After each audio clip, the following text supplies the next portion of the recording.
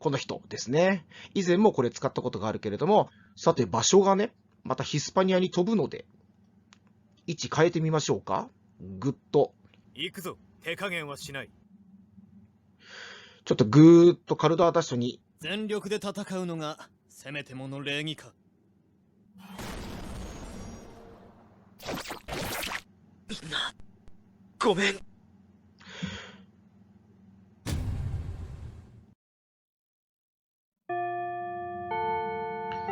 ごきげんよう、世界史の時間です。第二次ポエニ戦争、もうこれで10回目になるんですが、未だに終わりません。とはいえ、もうそろそろ結末を迎えそうです。大スキピオの登場。行くぞ、手加さて減はしない。前回までこんな感じでね、ファビウス・マクシムスですね、ローマの剣と言われた男だけれども、ローマの将軍だけれども、しつこくハンニバルに襲いかかり、勝っても負けても諦めず、ずーっと彼のハンニバルの邪魔をし続けた人ね。このヌミストロの戦いも引き分けに終わったわけだけれども、満身創痍だな。どこ見てんだ？なんて感じで、カヌシウムの戦い、マルケルルスとハンニバルが一生懸命戦っている、引き分けている間に、ファビウス・マクシムスですね、フェビアン教会の語源になった人だけれども、彼がタレントゥムを奪い返してしまいました。というわけで、ハンニバル、たった一人孤軍奮闘という感じなんだけれども、ローマ側はいくらでも英雄がいるわけですね。一人で全部は戦えないわけですよ。で、結局ハンニバルはどんどん半島の南の方へと押し込まれて動けなくなってしまいます。はい、というわけで、今回また舞台をヒスパニアに戻すわけなんですが、皆さん覚えているでしょうか。前211年のことです。スキピオ兄弟、バエティス川の戦いで負けてしまいました。そして両方とも殺されちゃったんだね。死んじゃったんだね。その仇を討つべく、翌前210年です。プブリウス・スキピオの息子のプブリウス・スキピオ。同じ名前なんだよ。なんで向こうの人って自分の名前を息子に同じ名前を付けたがるんだろうな。ちょっとややこしいので、大スキピオと呼びましょう。っていうか、こっちの方が有名かもしれないね。スキピオ・アフリカヌスとも後に言われるようになるけれども、超有名な人です。教科書にも載っているあの大スキピオが、お父さんの仇、そしておじさんの仇を討つぞということで、ヒスパニア攻略の司令官に就任します。この人ですね。以前もこれ使ったことがあるけれども、スキピオ・アフリカヌス、大スキピオです。つるっぱげだな。いやね、ハンニバルが強すぎるので、どうしてもローマの将軍たちがちょっと弱く見えてしまうんだけれども、実際そんなことないですよ。マルケルルスだって、ファビウスだって、十分ハンニバル悩ませてるじゃないですか。大スキピオだってすごいんだよ、この人。ヒスパニアでのカルタゴの拠点がカルト・アダシトだったけれども、これをわずか1日で陥落させています。時は前209年だったんだけれども、ちょうどタレントゥムをファビウス・マクシムス、言いにくいですね、ファビウス・マクシムスが落とした時、それとほとんど同じぐらいの時期なんだけれども、カルト・アダシト落ちています。とはいえ、この時、カルト・アダシト守っていたのはわずか3000人の兵隊だったんですね。ハスドルバルとマゴ、どちらもハンニバルの弟なわけだけれども、彼らがこのヒスパニアの、留守番役っていうかね、守備をしていたわけなんだけれども、この時どちらもカルト・アダシトから離れていて仕事していたわけですよ。その隙をついてっていうのかな、大スキピオにカルト・アダシトを襲われて奪われてしまいました。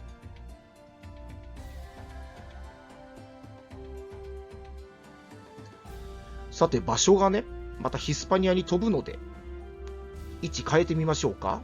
ぐっとヒスパニアの方に向かっていきます。おさらいだけれども、2つの川、バエティス川とエブロ川ですね。そして主要な都市4カ所。今狙われているのはこのカルト・アダシトなわけだな。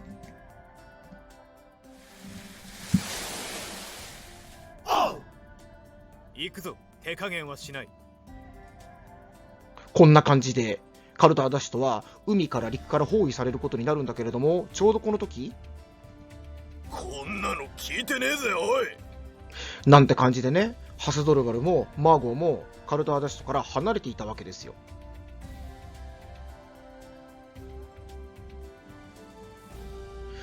ちょっとぐーっとカルダーダッシュに近づいていきますが、この真ん中あたりがカルダーダッシュなんだけれども、今はね、このあたりみんな街になってしまいましたが、以前は、こんな感じで湾から繋がっていて、この辺り湿地帯だったわけですね。あえてちょっとこの辺黄色っぽくしといた。なんとなく湿地っぽく見えない。これで繋がっていて。なので、カルターダッシュトっていうのは、ここが川みたいになってて離れてて、一応橋があるんだけどね。で、こっち側だけ陸で繋がっているので、あとは全部海に囲まれている。で、ここの壁は非常に頑丈にできているわけですよ。まさに難攻不落、天然の要塞だったわけですね。ここを包囲するということになります。こんな感じで三方から海から陸からカルターダッシュと包囲されて攻撃されるわけなんだけれども、それでもね、3000人の兵隊たちは頑強にこの城壁、ここの部分だな、これを守っていたらしいんだ。でもね、ついてなかったんだよ。大潮の日に当たっちゃっててね、このいわゆる干潟の部分なんだけど、ここの水が全部引いちゃうんですね。陸になっちゃうんだ。当然大スキピオはこのチャンス逃しません。全力で戦うのがせめてもの礼儀か。なんて感じでね、カルターダッシュとわずか1日で陥落することになりました。はい、こうしてカルターダッシュと落ちたわけなんですが、そしてローマ風にカルタゴ・ノアと名前が変わるわけなんだけれども、この後ハスドルバルとマゴですね、情報を聞きつけてどうせ合流して迎え撃つに決まってるわけだな。だからその前に覚悟撃破しようというわけで、大スキピオはまずお兄ちゃんのハスドルバルを襲います。それがこのバエクラの戦い。結局ハスドルバルやられちゃいまして、ヒスパニアから逃げていくことになるんですね。大スキピオはハスドルバルを追っかけてとどめ刺す前に、まずヒスパニアでの基盤強化、こっちを優先したので、まんまとハスドルバルは逃げることができました。はい、まんまと逃げをしたハスドルバルだけれども、ワンチャンかけてなんとかお兄ちゃんのハンニバルと合流しようというわけで、イタリア半島へ向かうことを決意します。ただし地中海はもうローマ艦隊によって完全に牛耳られているので、陸伝いに行くしかありません。やるのは兄と同じアルプス越えなんですね。でもハンニバルの時と大きく違っていたのは、現地のガリア人たちはもうカルタゴの味方です。だからハスドルバルが来たとしても味方が来たっていうぐらいでむしろ歓迎されました。だからまんまと、軽々とっていうのかな、あんまり自然の影響はあっただろうけどね。でも現地の人に攻撃されることなく、むしろ協力を得て楽々とアルプス越え成功しちゃいました。そしてガリアキサルピナに入ると、そこではすでにガリア人たちがローマに対して反乱を起こしているわけだな。これも以前やりました。ボイー族とかインスブリ族、これもハンニバルがやってきた時に味方したガリアの部族です。彼らと合流することに成功し、なんと総勢5万人まで膨れ上がるんですね。さあ、このことをお兄ちゃんのハンニバルに伝えなければいけません。というわけで、お兄ちゃんやってきたよ、一緒に頑張ろうよなんていう手紙を持たせた連絡役、これをハンニバルの元、つまり南イタリアだな。言ってみれば今、北の端っこにハスドルバルがいて、南の端っこにハンニバルがいるわけなんだけれども、このイタリア半島を縦断して連絡役を送ろうとしたわけです。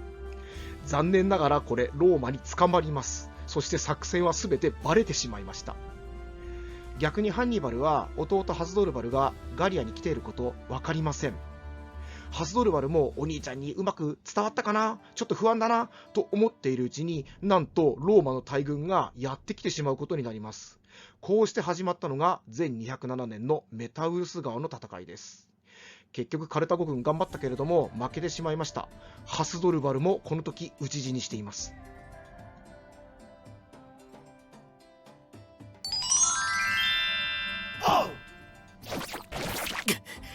これでは分が悪すぎる。こんな感じで逃げていった。そしてやばいなこりゃと釘付けになっているハンニバル。石膏を送る、連絡役を送る。バカだ、やられちゃった。結局ハンニバルへと連絡は届かなかった。そして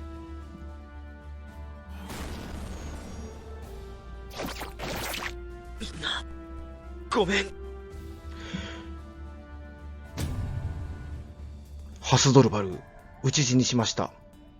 首は切り落とされ、なんと剥製にされます。首がだよ。剥製にされて、そしてお兄ちゃんハンニバルの陣地の中に投げ込まれたそうです。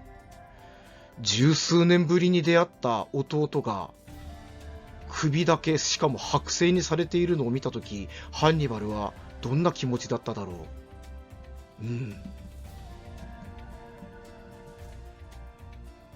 さて、ヒスパニア攻略に王手がかかってしまったわけなんですが、カルタゴとしてもヒスパニア取られてしまうとまずいですね。鉱物資源が豊かなヒスパニアです。特に銀がたくさん取れます。これを奪われてしまうと本当にやばいです。だから、やっと本腰入れてっていうのかな、造営を派遣することになるんですね。それで、まだ孫が残っているからね。ハンニバルの弟の孫ですよ。彼のところになんとローマの2倍近い兵力が当てがわれることになります。だけどね、決戦がこのイリッパの戦いっていうんだけれども、全206年に行われました。なんと、また大スキピオが勝ってしまうわけです。こうしてヒスパニアはローマによって奪い取られてしまいました。イリッパの戦いで負けてしまっただけでも、かなり残念なお知らせなわけなんだけれども、カルタゴにとってはさらに残念なお知らせが続きます。ヌミディア騎兵。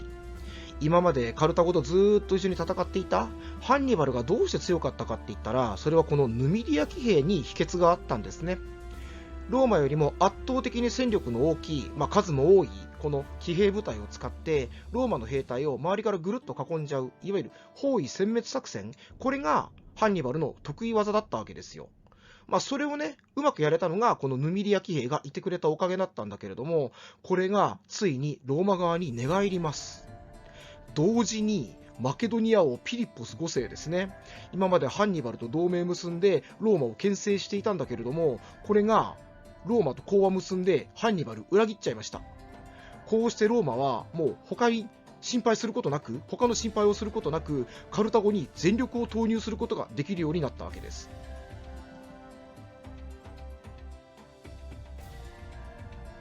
はい、イリッパの戦いね。あとヒスパニアの勢力図っていう感じだけれども、しつこいですかね。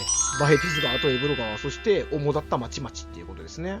そして、これが最後の戦いになろうとも。どうやらここまでのようです。